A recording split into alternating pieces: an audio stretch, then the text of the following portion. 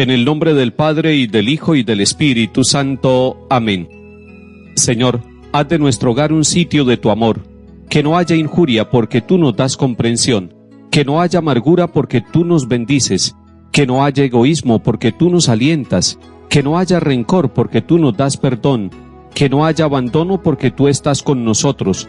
Que sepamos marchar hacia ti en nuestro diario vivir. Que cada mañana amanezca un día más de entrega y sacrificio. Que cada noche nos encuentres con más amor de esposos.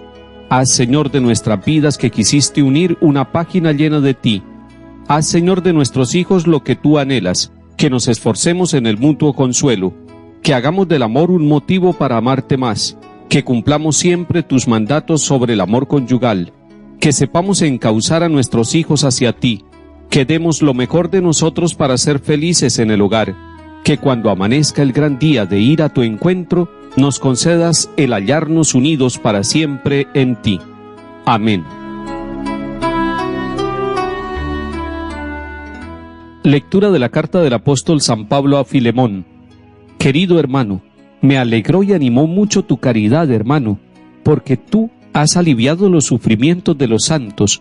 Por eso, aunque tengo plena libertad en Cristo para mandarte lo que conviene hacer, prefiero rogártelo apelando a tu caridad. Yo, Pablo, anciano y prisionero por Cristo Jesús, te recomiendo a Onésimo, mi hijo, a quien he engendrado en la prisión, que antes era tan útil para ti y ahora en cambio es tan útil para ti y para mí. Te lo envío como algo de mis entrañas. Me hubiera gustado retenerlo junto a mí para que me sirviera en tu lugar, en esta prisión que sufro por el Evangelio, pero no he querido retenerlo sin contar contigo. Así me harás este favor, no a la fuerza, sino con libertad. Quizás se apartó de ti para que lo recobres ahora para siempre, y no como esclavo, sino mucho mejor, como hermano querido. Si yo lo quiero tanto, ¿cuánto más lo has de querer tú, como hombre y como cristiano? Si me consideras compañero tuyo, recíbelo a él como a mí mismo. Si en algo te ha perjudicado y te debe algo, ponlo en mi cuenta. Yo, Pablo, te firmo el pagaré de mi puño y letra, para no hablar de que tú me debes tu propia persona. Por Dios, hermano, a ver si me das esta satisfacción en el Señor. Alivia mi ansiedad por amor a Cristo. Palabra de Dios. Te alabamos, Señor.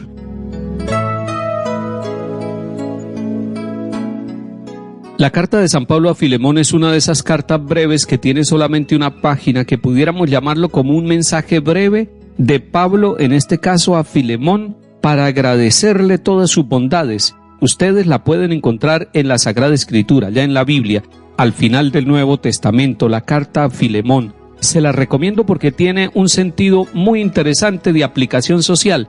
Resulta que Filemón tenía un esclavo que se llamaba Onésimo, y Pablo evangelizó tanto a Filemón, que era el dueño, el señor, como a Onésimo, que era el servidor y el esclavo. Cuando ya los evangelizó a ambos, Pablo, que está en la cárcel, recibe de parte de Filemón una ayuda. Le mandó a Onésimo para que fuera a acompañarlo. Le mandó el esclavo. Y Pablo recibe esa ayuda con tanta gratitud y lo acepta de tal manera que aprovecha para evangelizarlo y profundizar en la fe que este hombre, que antiguamente era esclavo, ahora es libre en Cristo Jesús el Señor. Pablo dice de Onésimo, el antiguo esclavo: es mi hijo a quien he engendrado en la prisión.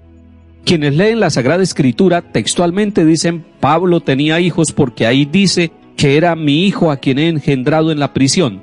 Pero resulta que la manera de engendrar de Pablo no es la manera biológica.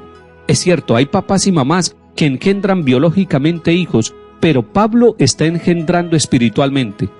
Los papás y mamás no solamente deberían engendrar biológicamente, sino también engendrar a los hijos, y lo hacen a través de los sacramentos, a través del testimonio, de la oración, de la Eucaristía dominical. Papás y mamás van engendrando a sus hijos que los dieron a luz biológicamente y ahora los dan espiritualmente y los engendran para Dios, para Cristo, para la Iglesia, para el reino de Dios.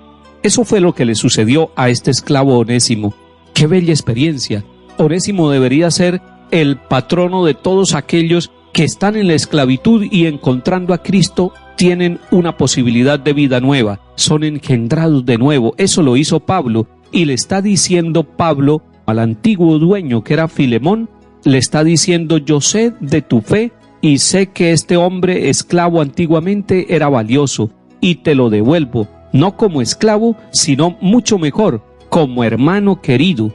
Y de esa manera le dice que lo trate como un hijo de Dios, como un liberado por Cristo, y que además le pide el favor, si es posible, lo mande nuevamente para que le acompañe en sus sufrimientos y lo consuele en el dolor que está sufriendo de estar preso, de estar encarcelado por evangelizar, por anunciar a Cristo resucitado.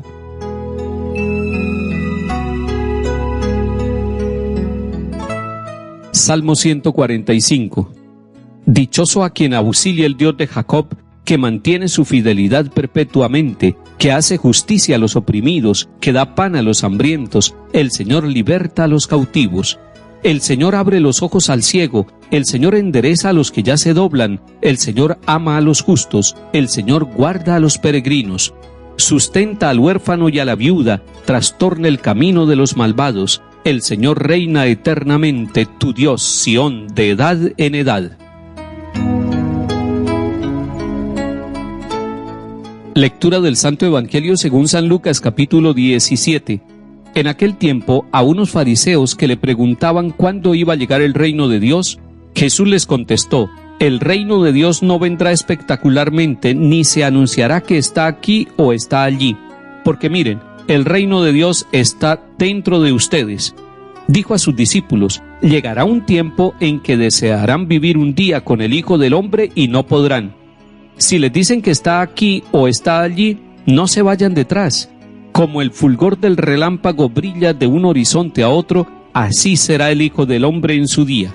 Pero antes tiene que padecer mucho y ser reprobado por esta generación. Palabra del Señor. Gloria a ti, Señor Jesús.